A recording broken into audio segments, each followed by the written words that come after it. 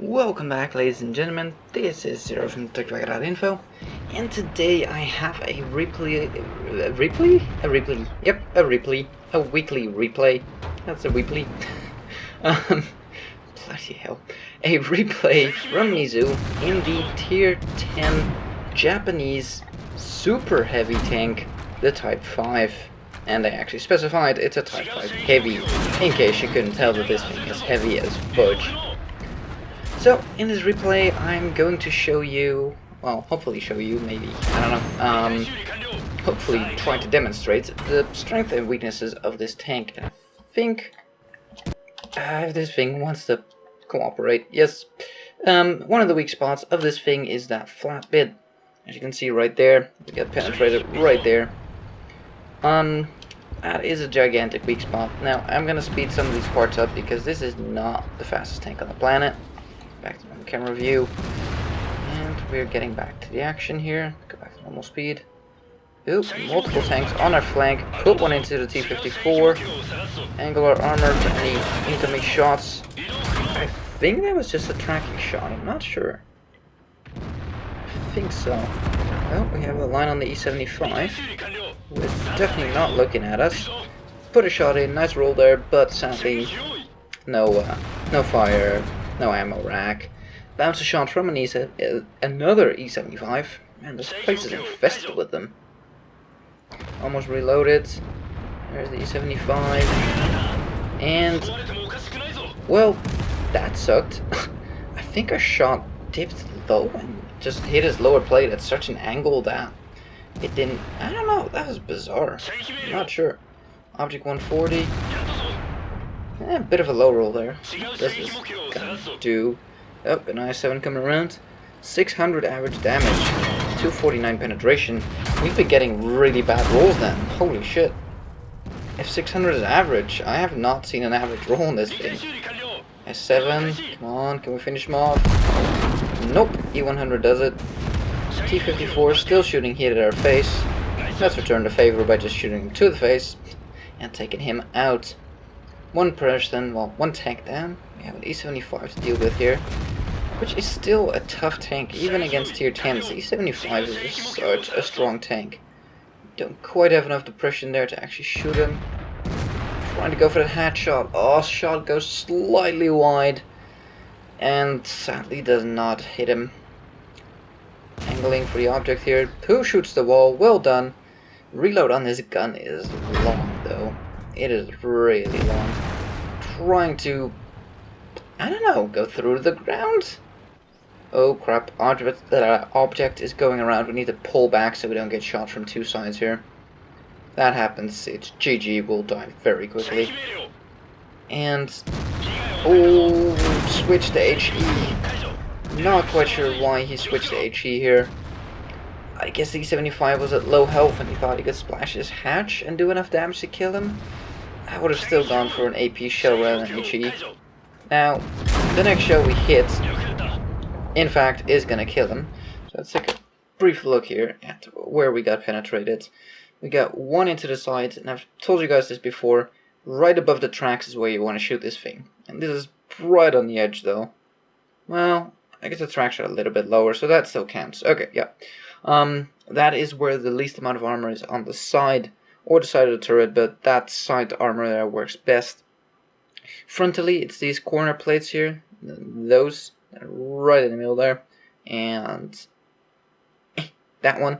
Those are the weak spots, and of course, on top. Now, I'm very shocked at that. Did that penetrate? There? Usually those things are not actually hitboxes. That is very strange.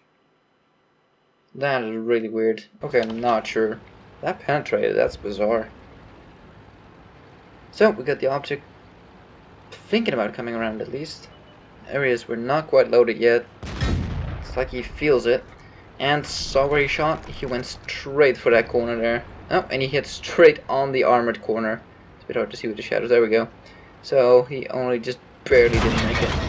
And he's reloaded. Oh, we don't pin our shots. Should have gone into sniper mode there and make sure we penetrate. We're down to 6 health now.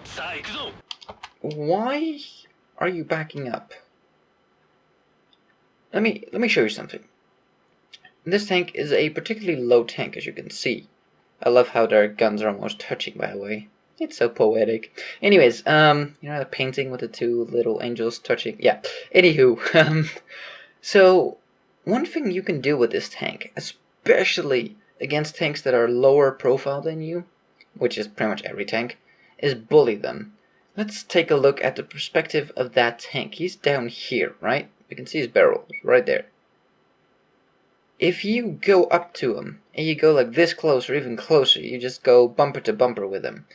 Take a look at the weak spots. The hatch on top of the turret is almost invisible.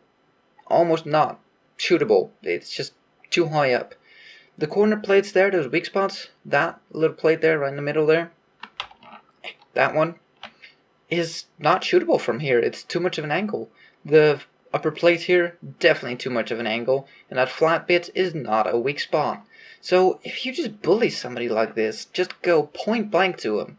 Maybe a little bit of an angle, not too much though, because you don't want to give him that corner armor there. You don't want to give him this.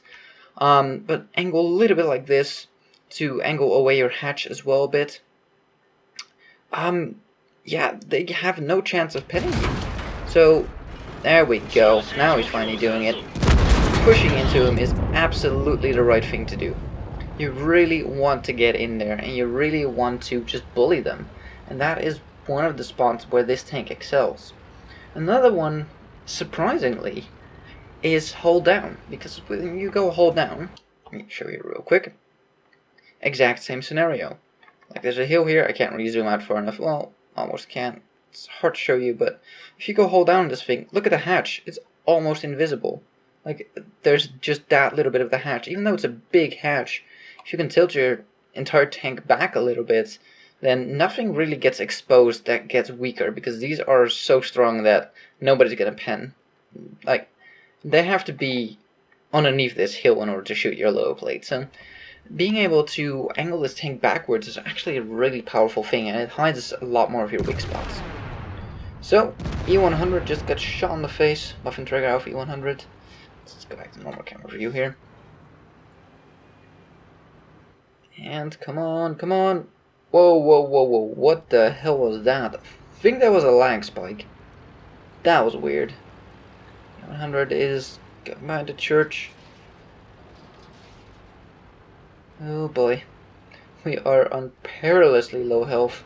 Now it could be that the E100 is reloading. He could be reloading a premium clip. He could be reloading an HE clip. It's hard to say. Now, I'm pretty sure if he was up here, we would have spotted him. There's actually a small gap between these wrecks, between the E75 and the optic there, that we would have spotted him if he was there when we were coming up. So he's more than likely not on that side. T-54, finish off the STA-1.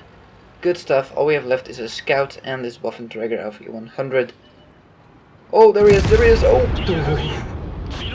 he was turning his gun. That was close. Holy crap, Rooney. So, now it's just a light tank, but the light tank still finishes off. I mean, he only has to pen one shell. That is it. Just one, and we are gone. Oh, there he is.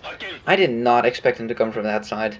I would have thought that any light tank would come through the back road, up above the church. So I kind of expected him to come from that side, to go towards the back there and come around here. But the looks of it, the T-54 was thinking the same. Like any light tank normally would go around the back, because the chances are that they're going to be pointing in this direction much bigger than they are to point in that direction. Can we get him for a 5th kill? Come on! Yes! And he tracks us. Well, that's fine. Let's take a look at the stats. And here we are with the stats. Hopefully Mizu doesn't mind me using his replay as an educational tool. Nah, I'm pretty sure he doesn't. So, Mastery Badge 2nd class, we got a Hand of Gods, bunch of the standard medals. Shellproof, we got a Delangdays medal. Basically killing so many people in the cap circle. I think 5 people in the cap circle or something. 3 people capping your base. I kind of think that shouldn't really be given out on a encounter.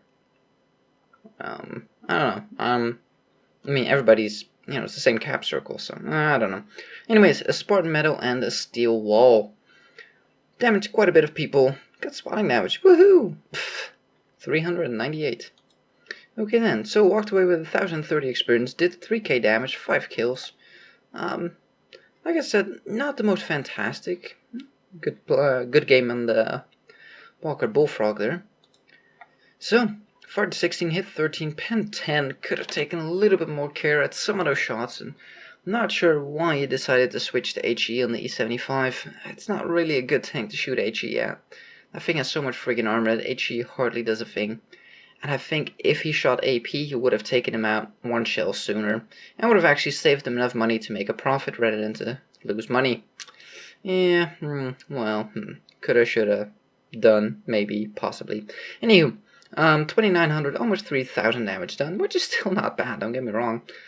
Hits received 23, 7 of them penetrated, 16 did not. Within those 7 penetrations, I'm pretty sure they also counted all the tracking shots. And I think we only actually got penetrated 4 times, I think, 3 or 4.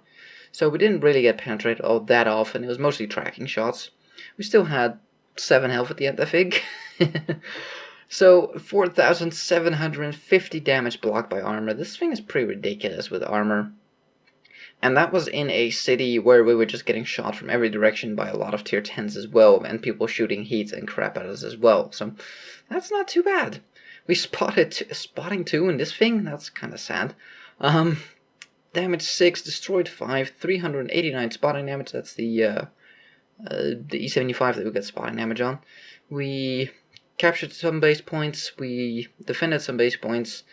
Lost a little bit of money, but this was his first win in a day for a grand total of 3,000 experience, which is not too shabby.